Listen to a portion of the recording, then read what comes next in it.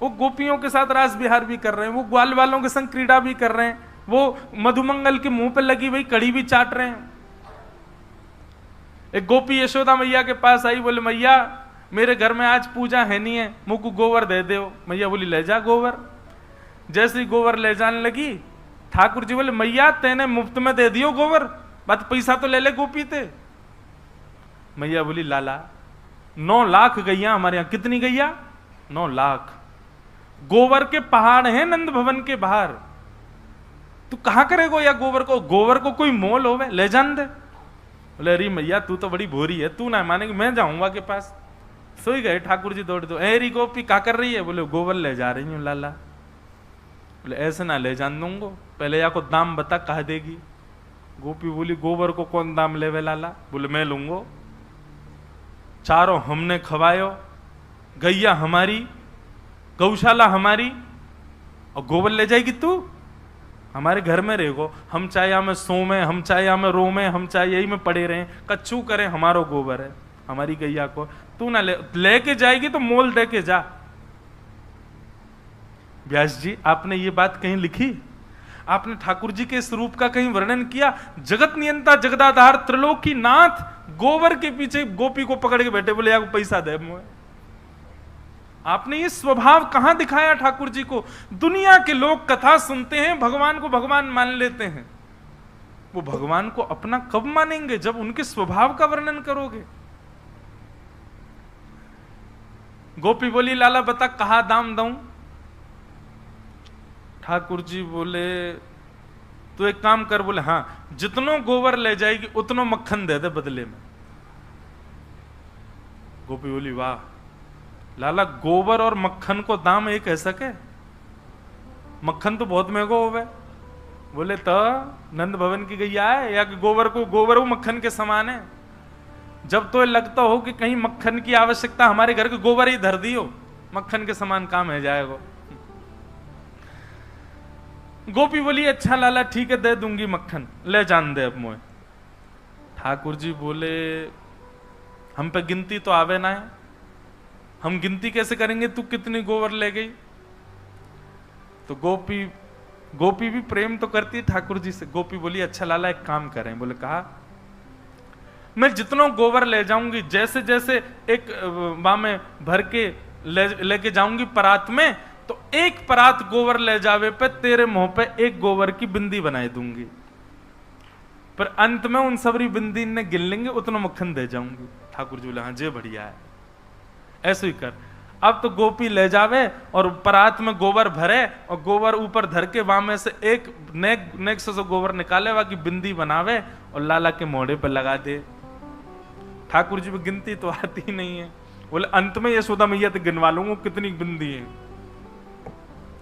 यहां बिंदी यहां बिंदी यहां बिंदी, बार बार। अब गोपी का गोबर का काम हो चुका है, लेकिन फिर भी आ रही है कि ठाकुर जी को बिंदी लगाऊंगी। सब प्रेम करते हैं ठाकुर जी से, और ठाकुर जी प्रतीक्षा कर रहे हैं, ठेकेदार की तरह खड़े हैं। हम आजा ले जा, अरे देख ज्यादा ले जा रही है, पहले तो ज्यादा है वो, कम करिए अब लेके जा। ठाकुर जी की बिंदी लगा दी। अब ठाकुर जी बिंदी ने ऐसे ऐसे गिनने कितनी है गई होंगी, ओहो यहां तक भर गई है, यूं भरवा लूंगो, खूब सारो आवेगो मक्खन। गोपी प्रेम में उन्मुक्त हो गई है ठाकुर जी के। अब की बार गोपी आई, जैसे ही गोबर उठाया, ठाकुर जी मुहा करें हाँ बिंदी यहां लगा दे बिंदी। जैसे ही गोपी बिंदी लगाने लगी, सो गोपी ने कहा कि वह ने देखी ठाकुर जी कितने संभाल के अपनी बिंदी ने रख रहे हैं, कहीं एक गिर नहीं जाए। सो गोपी ने कहा कि अपनी परात टेढ़ी कर दी, पूरा गोबर ही मुंह पे डाल दियो ठाकुर जी के। सबरी बिंदी चली गई ठाकुर जी की। अब तो ठाकुर जी रोने लगे, रोते रोते यशोदा मैया के पास गए, चीखन लगे, चिल्लाने लगे, बोले मैया तेरी ब्रज की गोपी बड़ी दुष्ट हैं। मैया बोली कहा है गो? बोले मैया पहले तू मेरा मुंह साफ कर, पूरे मुंह पे गोबर डाल दियो मेरे। मैया लगी मुंह, ठाकुर जी आराम से साफ कर, बिंदी नहीं चली जाए। अरे गिनती करनी हो तो मक्खन लेके आनो गोपी के यहाँ थे। वेद व्यास जी के नेत्र सजल हो गए। नारद जी बोले ये पर ब्रह्म है, ये जगत नियंता जगदाधार हैं, जिनकी भौहें टेढ़ी होने पर प्रलय हो जाता है, जिनके मुस्कुराने पर सृष्टि बन जाती है, ये उनकी लीला है। कहां लिखी आपने? आपने तो सब जगह केवल ये दिखा दिया कि वो परब्रह्म है, वो परमात्मा है, वो भगवान है, उनसे भय खाओ, उनसे डरो, उनसे दूर रहो। ओहो, सुबह दिया नहीं जलाया, ठाकुर जी तो नाराज हो जाएंगे। आपने भोग नहीं लगाया, ठाकुर जी तो ये सब आपने लिख दिया। ये बात भी गलत नहीं है आपकी। जो पुण्य के अधिकारी हैं, जो भगवान को भगवान मानते हैं, उनके लिए रहने दो, पर जो प्रेम करना चाहते हैं ठाकुर जी से, उनके लिए आपने उनका प्रेम स्वरूप कहां दिखाया? इसलिए व्यास जी, प्रेम का वर्णन करो। प्रेम, उसकी व्याख्या करो।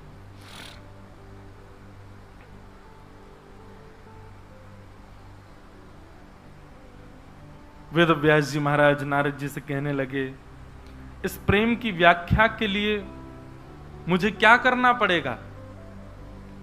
तब नारद जी ने वर्णन किया, समाधिना नुस्मर तद विचेष्टितम। समाधि लगाओ और समाधि लगा करके ठाकुर जी के प्रिय भक्तों का स्मरण करो।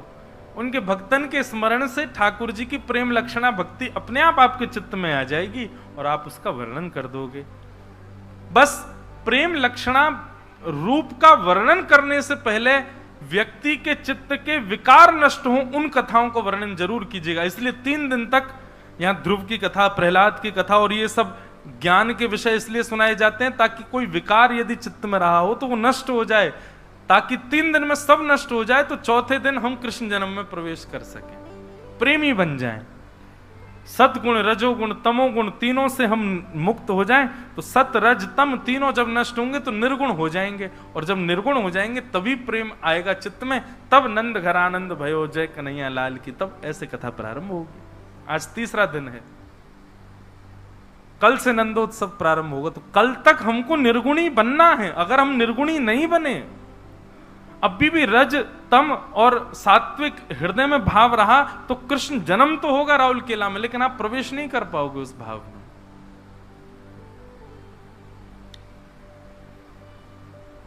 नारद जी महाराज ने आज्ञा कर दी, वेद व्यास जी महाराज ने भगवान का स्मरण किया और स्मरण करने के पश्चात दिव्य भागवत की रचना की है। बोलो भागवत महापुराण की। तो श्रीमद् भागवत जी का उद्गम कहां से हुआ बताओ? भागवत जी का उद्गम स्थान क्या है? प्रेम।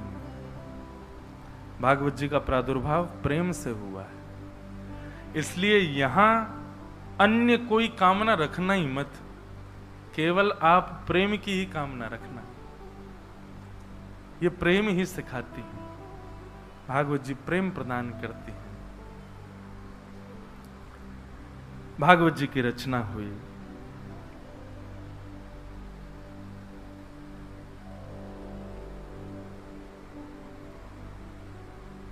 एक भाव में गाया करता हूं।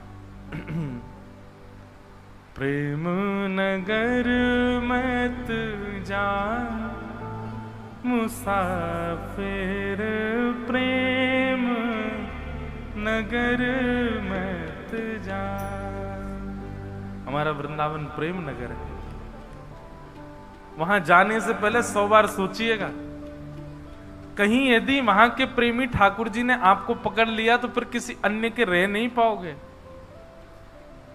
प्रेम नगर की सुंदर है परियां, प्रेम नगर की सुंदर है परियां,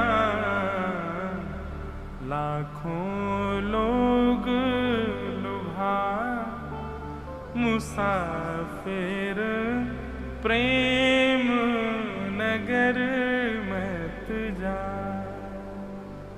और एक प्रकार से बंधुओं ये कथा जब प्रारंभ हो जाती है ना, तो ये सभागृह नहीं रहता, ये हॉल नहीं होता, ये पंडाल नहीं होता, ये भी एक प्रेम नगर है। यहां भी जाने से पहले 100 बार सोचना। कहीं यदि किसी को कथा ने पकड़ लिया और कथा उसके चित्त में बैठ गई तो फिर वो और किसी लायक रह नहीं पाएगा, वो कथा में ही रहेगा। फिर कथा ही जीवन बन जाएगा उसका। प्रेम नगर का पंथ कठिन है, प्रेम नगर का पंथ कठिन है, या पे ना चल पा मुसाफिर, प्रेम नगर मत जा। प्रेम के मार्ग पर चलना बहुत कठिन है। ये भक्ति पथ, ये प्रेम पथ ही तो है। इस पथ पर चलना दिखता बहुत आसान है, पर है बहुत कठिन, बहुत कठिन।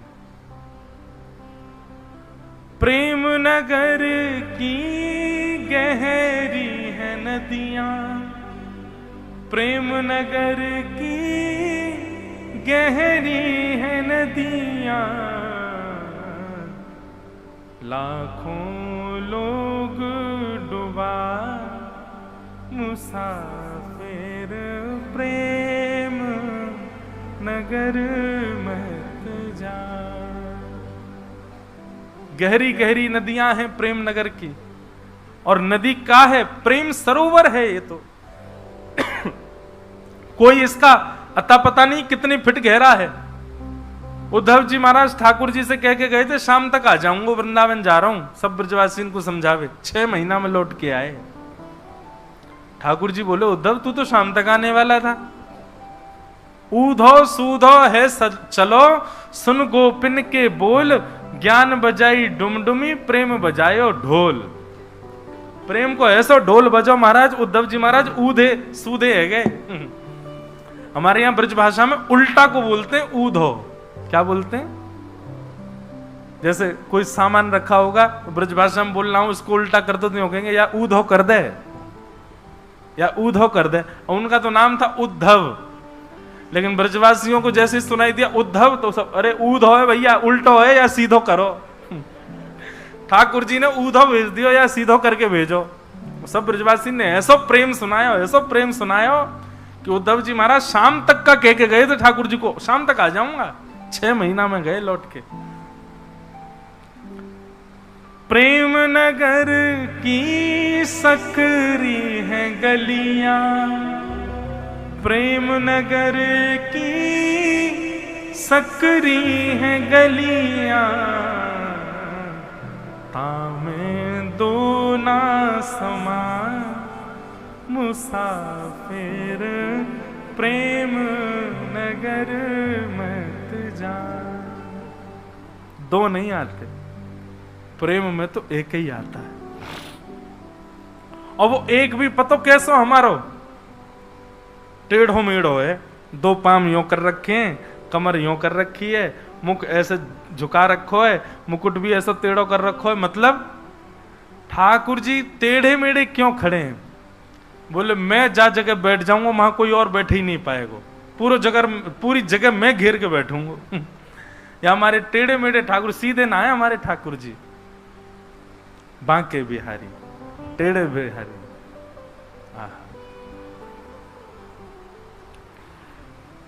हो टेढ़ी टेढ़ी रे लाला तेरी, टेढ़ी रे शाम तेरी, तिरछी नजरिया शाम, हाँ टेढ़ी टेढ़ी रे लाला तेरी, टेढ़ी रे। जो नहीं गाएगा वाकू बगल वाले की सौगंध है अपने, गाओ सब रे।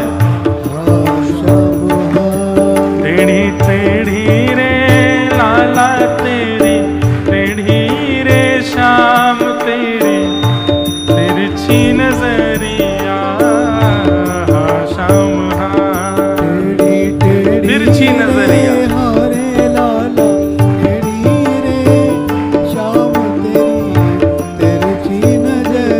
हमारे ब्रज में गाते हैं। हो मुकुट तेरो टेढ़ो, लकुट तेरी टेढ़ी, मुकुट तेरो टेढ़ो, लकुट तेरी टेढ़ी। अच्छा, ये जगन्नाथ महाप्रभु तो यहाँ आकर के ज्यादा इतरा रहे हैं, सीधो सीधो मुकुट पहने। पर हमारे वृंदावन में ठाकुर जी सीधा मुकुट नहीं पहन सकते, टेढ़ा ही पहनेंगे। दो कारण। टेढ़ा मुकुट मतलब भाई सिर पर जो ताज है वो झुकाया कब जाता है? जब हमसे श्रेष्ठ कोई आ जाए। ठाकुर जी ने मुकुट यहां हमारे झुका रखो, बोले हमारे माई श्यामा जू को राज। हम राजा बना जरूर दिए, लेकिन राजा तो श्री किशोरी जी हैं, हमारे मुकुट झुका रखो। बोले हम यहाँ श्रेष्ठ नहीं है, श्रेष्ठ तो ये है। और हमारे राधा वल्लभी परंपरा में तो मुकुट भी वहीं को झुका रखा है जहां श्री जी खड़ी हैं। मानो उन्हीं की तरफ इशारा कर रहे हो, ठाकुर जी मोए राजा मत मानियो, दारी के पिटोगे, यही है रानी, यही है राजा यहाँ की। तो वृंदावन के राजा दो, श्याम राधिका रानी। पहला कारण ठाकुर जी ने मुकुट झुका रखा है, मानो ठाकुर जी कह रहे हैं मेरी सत्ता नहीं है, इनकी सत्ता है। और दूसरा कारण ठाकुर जी ने मुकुट झुका रखा है, हमारे रसिक जन कहते हैं जहां जहां चरण परत प्यारी झुके, तहां तहां मुकुट मेरो करत है छांव। ठाकुर जी अपना मुकुट झुका के क्यों रखते हैं? बोले मुकुट नहीं है, छतरी है। बोले काय बात की? बोले किशोरी जी जहां जहां चरण रखती हैं, ठाकुर जी सूर्य के प्रकाश को एंगल करते हुए चलते हैं, अपनी मुकुट की परछाई किशोरी जी के चरण पर करते हुए चलते हैं, इसलिए ठाकुर जी टेढ़ा मुकुट धारण करते हैं। मुकुट तेरो टेढ़ो लकुट तेरी टेढ़ी, मुकुट तेरो टेढ़ो लकुट तेरी टेढ़ी।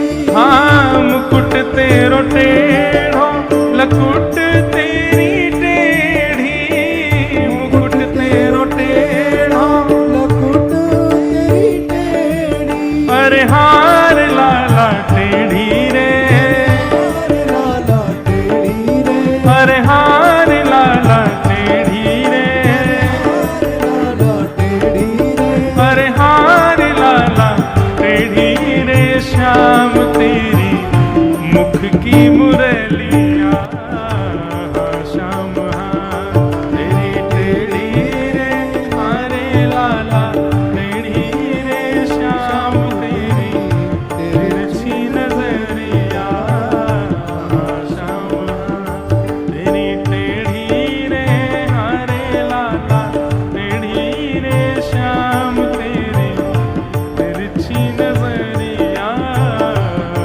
श्याम हाँ।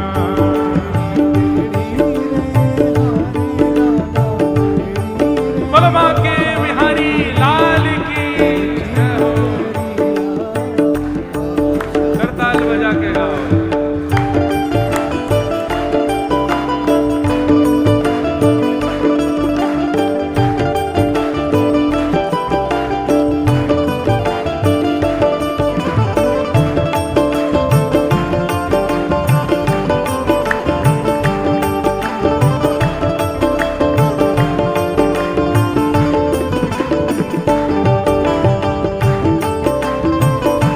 बोलो राधा रमण लाल की, श्री जगन्नाथ महाप्रभु की।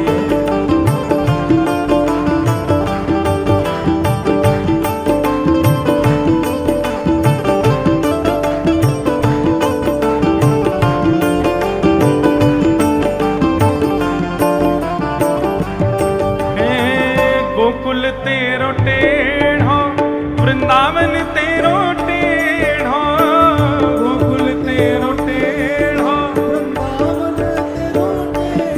ये गोकुल वृंदावन टेढ़े क्यों? क्योंकि जो चलो जाए निकरी ना पाए माते, ये हमारे टेढ़ो है। सीधो हो तो जाओ, निकरे आओ। गोकुल तेरो टेढ़ो, वृंदावन तेरो टेढ़ो, तेरो टेढ़ो, वृंदावन तेरो टेढ़ो। अरे हार लाला टेढ़ी रे, लाला टेढ़ी रे, अरे हार लाला टेढ़ी रे, लाला टेढ़ी रे, अरे हार लाला टेढ़ी रे। श्याम तेरी ब्रज की गलियां, श्याम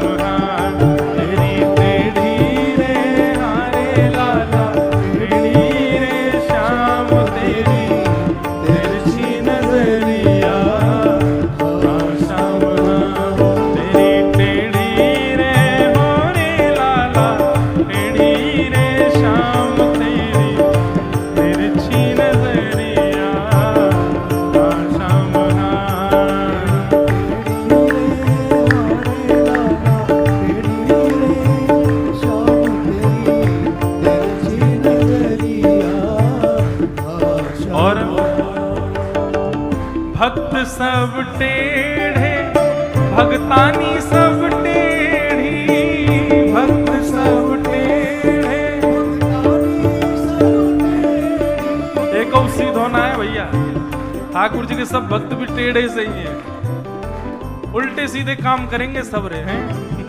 भक्त सब टेढ़े भगतानी सब टेढ़ी, भक्त सब टेढ़े भगतानी सब टेढ़ी, ओ भक्त सब टेढ़े भगतानी सब टेढ़ी। सब टेढ़ी, भगतानी सब टेढ़ी, अरे हार लाला टेढ़ी रे, लाला टेढ़ी रे, अरे हार लाला टेढ़ी रे, लाला टेढ़ी रे, अरे हार लाला टेढ़ी रे। शाम तेरी प्रेम की नगरिया, शाम टेढ़ी टेढ़ी रे, अरे लाला टेढ़ी रे। शाम तेरी तिरछी नजरिया, आशा बहार, ओ तेरी टेढ़ी रे, अरे लाला टेढ़ी रे। शाम तेरी तिरछी नजरिया, शाम टेढ़ी रे, हरे लाला टेढ़ी रे, शाम तेरी तिरछी नजरिया, श्री राधा रमण लाल की। तो यहाँ हमारे ठाकुर जी तो भैया बड़े टेढ़े हैं, टेढ़े काहे को हैं, ताकि एक बार चित्त में आ जाएं तो कहीं जा ना पाए, इसलिए। तो वेद व्यास जी महाराज ने भागवत की रचना की और भागवत का उद्गम हुआ प्रेम से। तो भागवत में क्या मिलेगा? प्रेम ही मिलेगा और कुछ नहीं। प्रेम की कामना से ही यहां विराजे। भागवत जी की रचना हुई। वेद व्यास जी महाराज ने अपने पुत्र सुखदेव जी के द्वारा भागवत जी को जन जन तक पहुंचाने का संकल्प लिया और श्री सुखदेव जी महाराज ने यही भागवत की कथा गंगा के तट पर विराजमान परीक्षित को जाकर के सुनाई। सौनकादि ऋषियों ने प्रश्न किया, महाराज ये परीक्षित कौन है? और ये परीक्षित को हमने सुना 7 दिन में मरने का श्राप लगा था, आप इसके पीछे हमको कारण बता सकते हैं? तब सूत जी कहते हैं, इस कारण को जानने के लिए तो मुझे महाभारत का अंत बताना पड़ेगा, लेकिन वक्षे कृष्ण कथोदयम, परीक्षित की कथा में कृष्ण कथा का उदय होगा, इसलिए मैं तुमको सुनाता हूं। और यहां से महाभारत का अंतिम प्रसंग सुनाया गया, अंतिम पार्ट। कि यदा मृधे कौरव संजयानाम वीरेस्वथो वीरगतिम गतेषु ब्रकोदरा विग्ध गदा विमर्श भ्रगनोरुदंडे धृतराष्ट्र पुत्रे। महाभारत का युद्ध अपने अंतिम पड़ाव पर चल रहा था और तभी भगवान ने इशारा किया कि दुर्योधन की जंघा पर प्रहार करो। भीम ने अपनी गदा का प्रहार जंघा पर किया दुर्योधन की, और दुर्योधन जैसे ही गिरा, महाभारत का युद्ध पांडव जीत गए। नाभि से नीचे प्रहार करना धर्म विरुद्ध बात है, बहुत विवाद हुआ, परंतु ठाकुर जी ने आकर के कहा, आज इस बात का विवाद तो हो रहा है कि नाभि से नीचे भीम ने प्रहार कैसे कर दिया। आप लोगों को यहां धर्म अधर्म दिखाई दे रहा है, परंतु एक अबला द्रौपदी नारी को बीच सभा में निर्वस्त्र किया जा रहा था, तब इतने लोग खड़े क्यों नहीं हुए?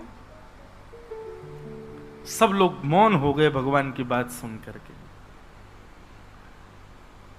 बोले संसार की यही विडंबना है, वो स्वयं को जहां सही मान लेती है उसको धर्म बता देती है, और जहां अपने आप को उपस्थित नहीं कर पाते उस वहां मौन हो जाते हैं। अब आज जिन पक्षधरों को लगता था कि कौरव गलत हारे, वो सब खड़े हो गए। यही लोग खड़े हो जाते उस समय जब द्रौपदी का चीरहरण हो रहा था, तो आज महाभारत युद्ध भी नहीं होता।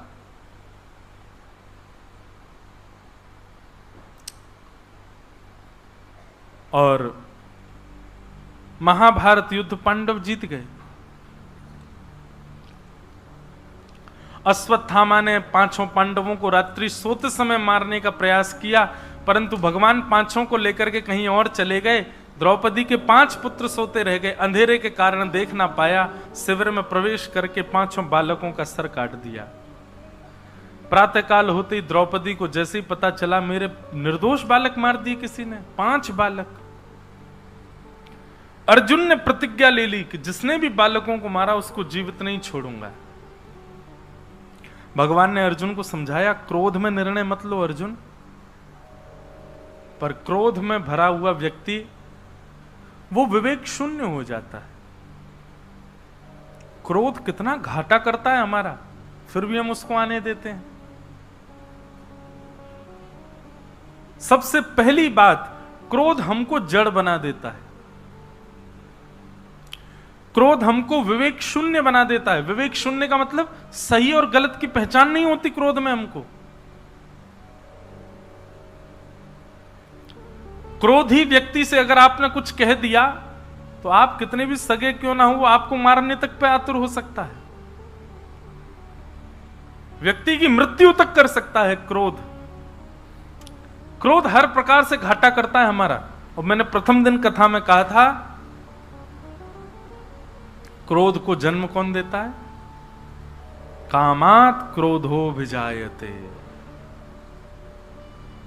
मैं कथाओं में कहा करता हूं, यदि आप क्रोध कर रहे हो ना, तो विद्वान व्यक्ति को आप यह भी बता रहे हो कि आप कामी भी हो, क्योंकि काम ही क्रोध को जन्म देता है। और जिस व्यक्ति के अंदर आपको समत्व का दर्शन होता हो, जिस व्यक्ति के अंदर आपको सहनशीलता का दर्शन होता हो, जिस व्यक्ति के अंदर आपको ऐसा लगता हो कि ये सह लेता है, कैसी भी स्थिति हो जाए विचलित नहीं होता, तो निश्चित है उसके ऊपर काम का भी अधिक प्रभाव नहीं है। क्षमा करें। कई क्रोध अच्छे भी होते हैं, जैसे मां का पुत्र पर, गुरु का शिष्य पर, पिता का संतान पर।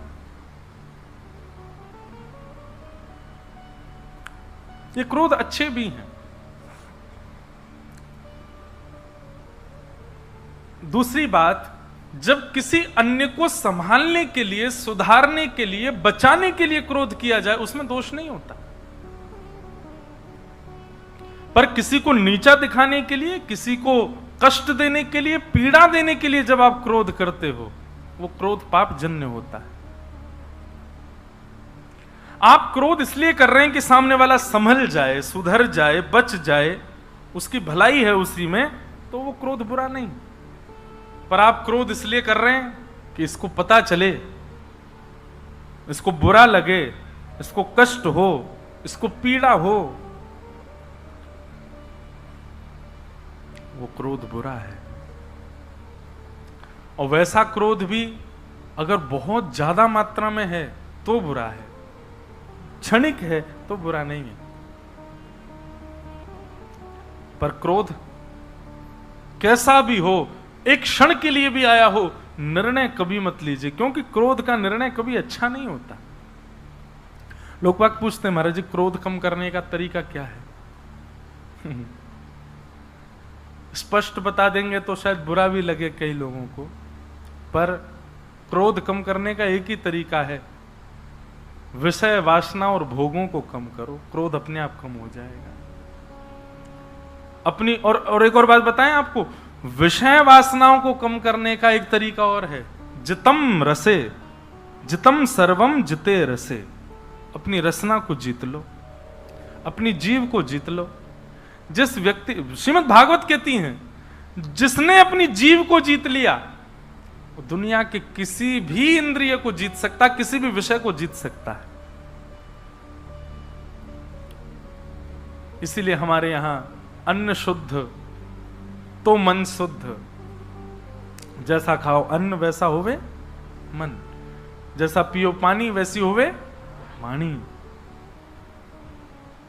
देखो, जैसा खाओ अन्न वैसा होवे मन, जैसा होवे मन वैसे होवे विचार, जैसे होवे विचार वैसी होवे क्रिया, जैसी होवे क्रिया वैसे होवे कर्म, जैसे होवे कर्म वैसी होवे गति।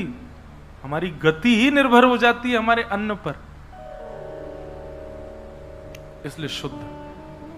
आपने अन्न सुधारा, आप क्रोध काम सबको सुधार दोगे। अन्न सुधारो।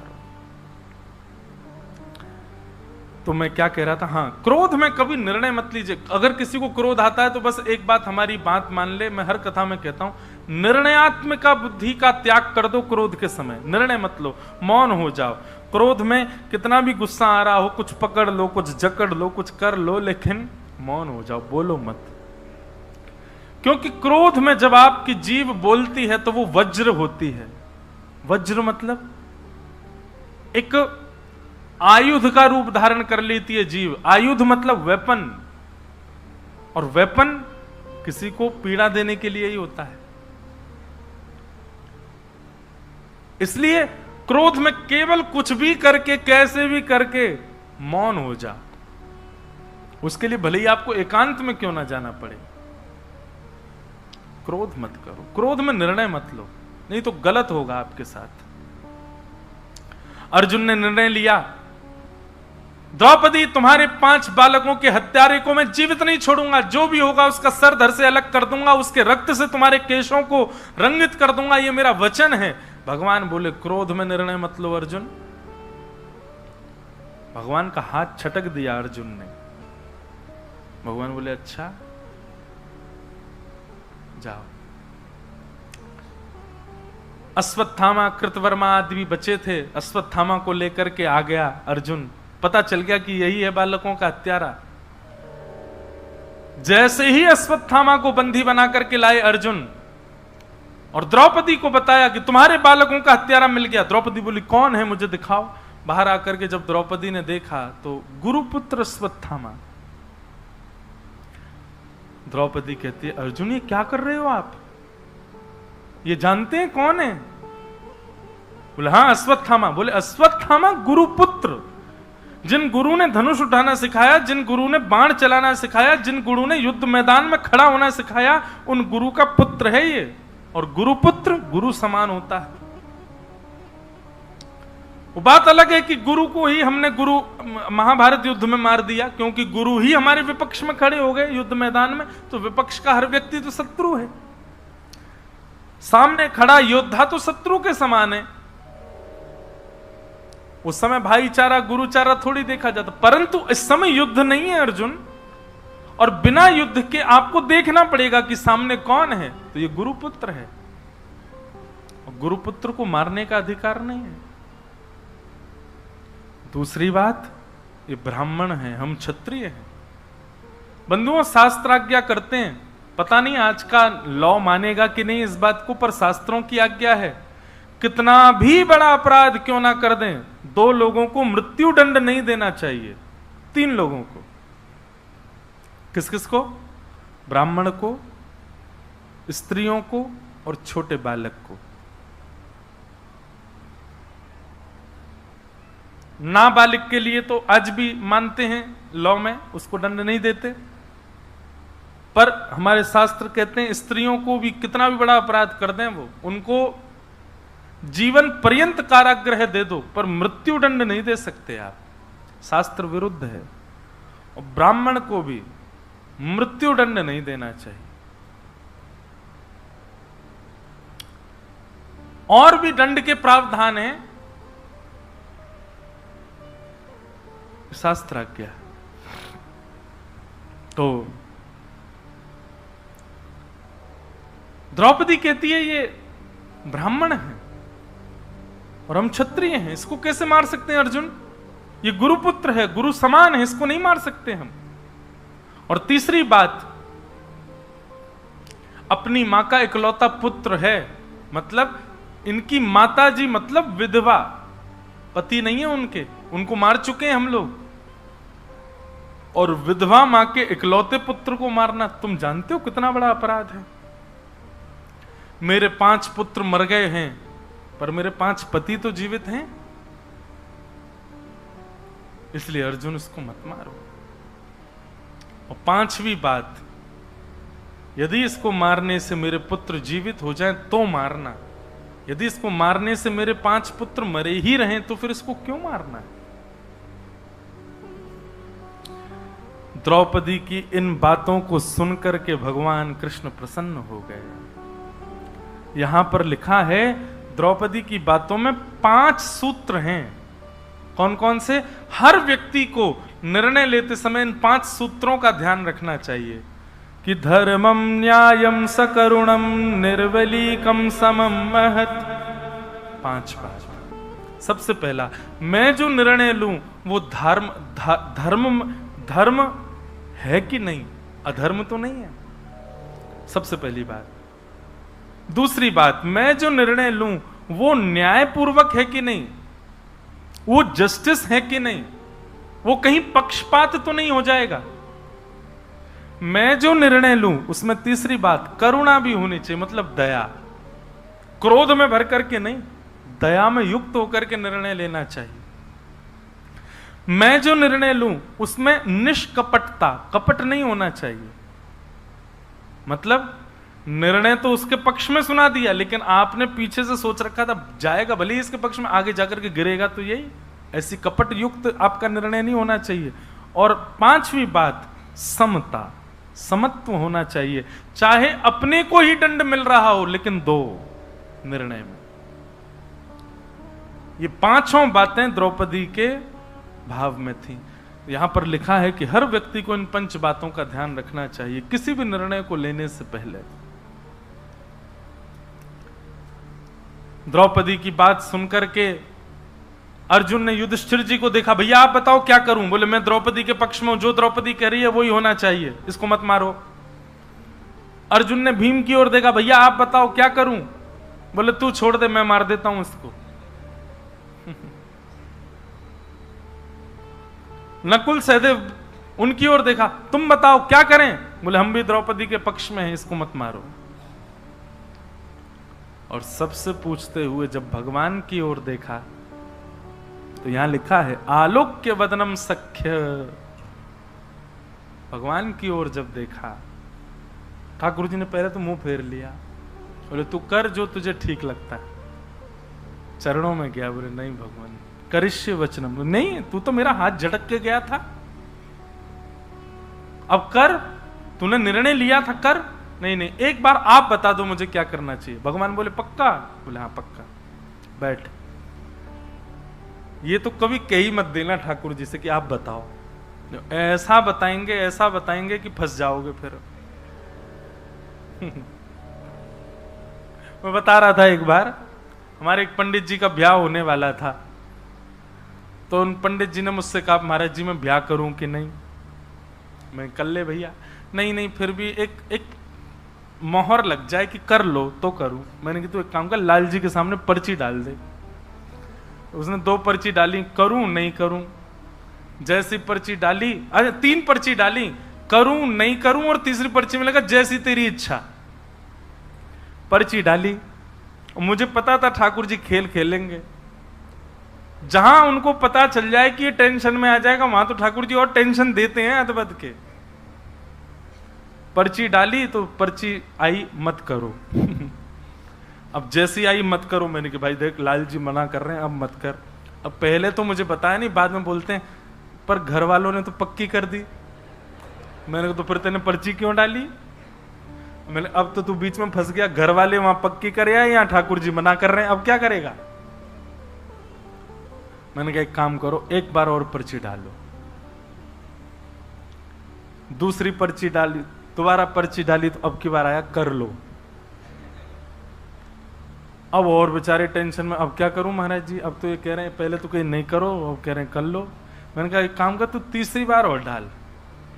अब की बार वोट पड़ जाएगा कि 2 पक्ष एक तरफ हो गए। तीसरी बार पर्ची डाली तो अब की बार आया जैसी तेरी इच्छा। ठाकुर जी ऐसा खेल खेलेते हैं। अब बेचारे वो पंडित जी, कभी उनकी पत्नी लड़ती है तो हम यही कहते ठाकुर जी ने तो मना किया था मत करे। तेने जबरदस्ती की। तो अगर कभी आप इनसे पूछने बैठ जाओगे तो ये तो महाराज ऐसा खेल खेलेंगे आपके साथ। लेकिन एक बात याद रखना, ठाकुर जी खेलते जरूर हैं, आपको विचलित जरूर कर देंगे, आपको परेशान जरूर कर देंगे। वो खेलते हैं, जो प्रेम करता है वो परेशान करता है। वो प्रेम ही कैसा जहां परेशानी ना किया जा रहा हो। वाह, बाबा ने ताली बजाई पीछे से। वो प्रेम ही कैसा जहां परेशानी ना हो, जहां पर कोई आपको परेशान ना करे, कोई तंग ना करे। गोपियां कितना परेशान करती ठाकुर जी को, कितना तंग करती। ठाकुर जी भी हमको उतना ही परेशान तो करते हैं, खेलते तो हैं। तो भगवान बोले अर्जुन जो कहूंगा सो करेगा? बोले हाँ करूंगा करूंगा। अर्जुन पूरा तैयार हो गया, अब बाकी सबकी बात एक तरफ, इन्हीं की बात माननी है मुझे। भगवान बोले देख, सबसे पहली बात अर्जुन, अगर कोई व्यक्ति प्रतिज्ञा लेता है कि मैं ऐसा करूंगा और वो यदि वैसा नहीं करता है तो उसको 2000 वर्ष के लिए नरक जाना पड़ता है। तैने प्रतिज्ञा ली थी कि बालकों के हत्यारे को तू छोड़ेगा नहीं। अर्जुन ने तुरंत तलवार निकाली, बोले मैं बस यही चाह रहा था, आप बस एक बार आज्ञा कर दो मुझे। भगवान बोले सुन सुन सुन, पहली बात तो अपनी प्रतिज्ञा का पालन कर, और दूसरी बात, जिस मां ने अपने बच्चे गवाए जब तक वो ना कहे तब तक तू नहीं मार सकता उसको। तो मतलब द्रौपदी का कहना बहुत आवश्यक है, और द्रौपदी कर रही है मना, चल वापस रख ले म्यान में तलवार। अर्जुन ने फिर तलवार रख ली, बोले अभी नहीं मार सकते क्योंकि द्रौपदी की आज्ञा नहीं है। लेकिन भीम तेरे बड़े भैया हैं, उनकी बात का तो तुझे सम्मान करना चाहिए। और भीम कह रहे हैं कि तू छोड़ दे मैं मार दूं, इसका मतलब वो सीधा सीधा कहना चाह रहे हैं कि तू मार दे, उनकी बात तो तुझे माननी चाहिए। अर्जुन फिर तलवार निकालने लगा, अब तो मार ही देता हूं ठाकुर जी, एक तो प्रतिज्ञा भी है, बड़े भैया की भी आज्ञा होगी, दो पक्ष आ गए ना, एक अकेली द्रौपदी तो मना कर रही है बस। भगवान बोले युधिष्ठिर भीम से भी बड़े भैया हैं, उनकी बात तो तुझे माननी चाहिए, तलवार भीतर कर ले।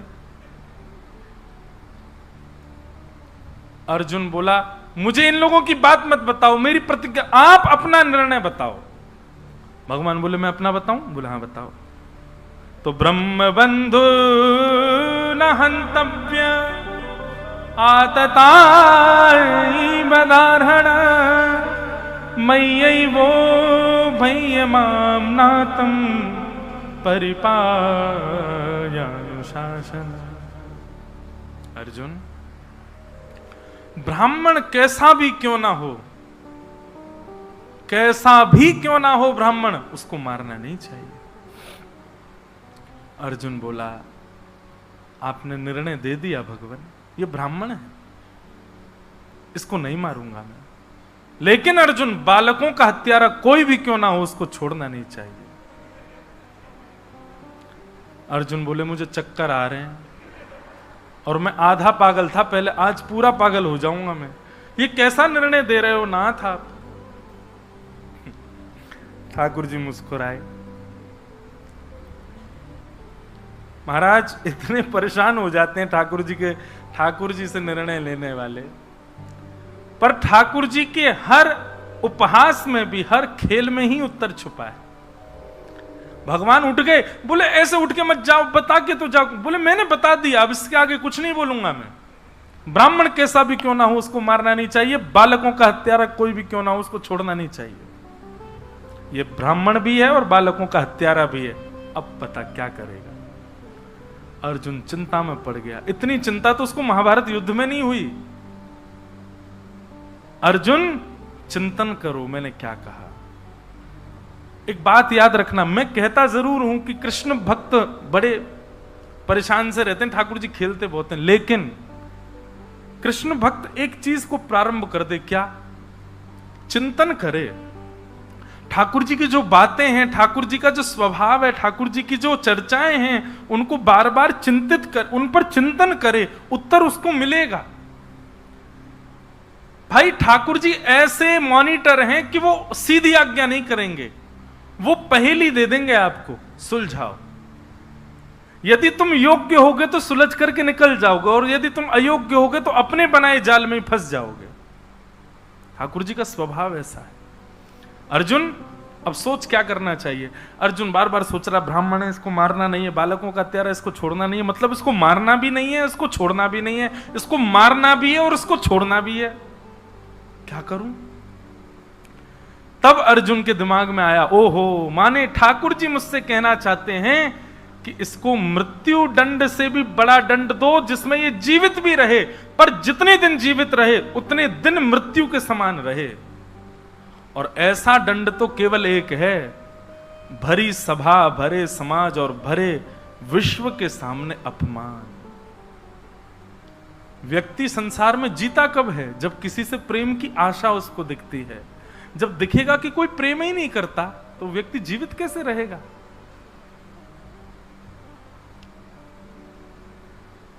जब कोई बहुत बड़ा अपराधी और बहुत गंदे अपराध में जब पकड़ा जाता है ना, तो वो पुलिस वालों से कहता है मुझे मार दो, इससे अच्छा तो मैं मर जाऊं, मुझे जीवित मत रखो।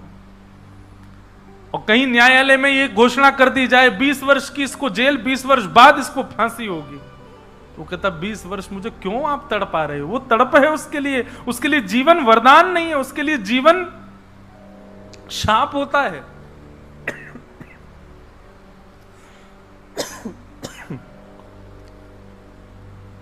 अश्वत्थामा ने छोटे छोटे बालकों को मारा है, कुमार बालकों को मारा है, भरी सभा को उपस्थित कर लिया, चारों तरफ लाखों लोग खड़े हैं, बीच रंग मैदान में खड़े होकर के अर्जुन ने उसकी आधी मूंछ काट दी, आधी दाढ़ी काट दी, आधे केश मोड़ दिए, और ब्राह्मणों की सबसे बड़ी पहचान उनकी शिखा का छेदन कर दिया।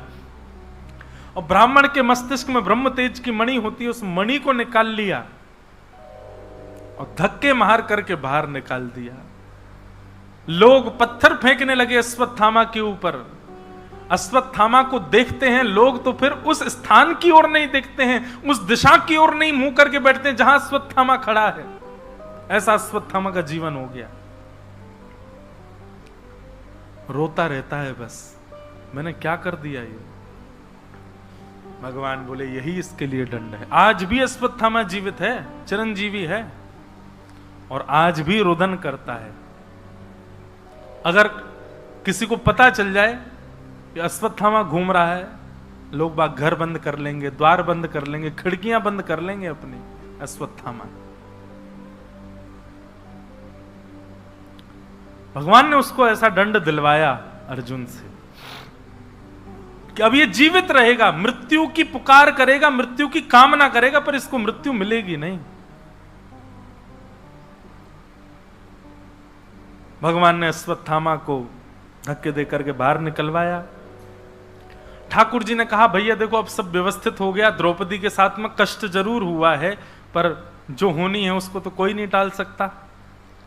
अब तुम लोग व्यवस्थित हो जाओ समस्त पांडवों, अब मैं द्वारिका जा रहा हूं, अब लीला पूर्ण हुई।